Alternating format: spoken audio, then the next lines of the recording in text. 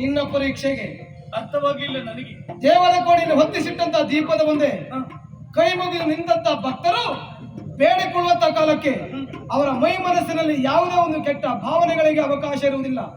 ಅಲ್ಲಿ ನಮ್ಮ ಕಣ್ಣಿಗೆ ಕಾಣುವುದು ಏಕೋಭಾವ, ಪವಿತ್ರವಾದಂತಹ ಶುದ್ಧಾಂತರಂಗವನ್ನು ನಾವು ಕಾಣುತ್ತೇವೆ.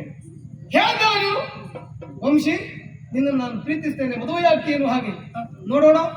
ನನ್ನ ಕುರಿತಾಗಿ ನಿಜವಾಗಿ ನೀನು ಪ್ರೀತಿಸುವುದು ಸತ್ಯವೇ ಹೋಗುವಂತಾದ್ರೆ ಈಗ ತಾನು ದೇವರ ಕೊಡೆಯಿಂದ ತನ್ನಂತ ದೀಪವನ್ನು ಮುಟ್ಟಿ ಹೇಳು. ವಂಶಿ,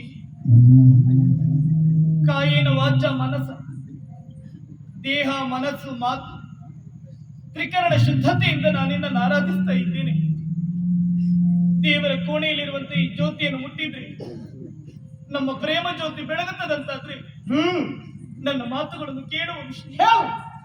ಈ ಅಗ್ನಿಯಾಣೆಯಾಗಿಯೂ ನಾನೇ ನನ್ನ ಪ್ರೀತಿಸುತ್ತಿದ್ದದು ಸತ್ಯ.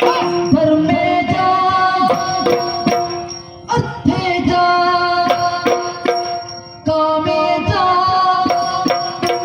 ನಾತಿ ಚರಾಮಿ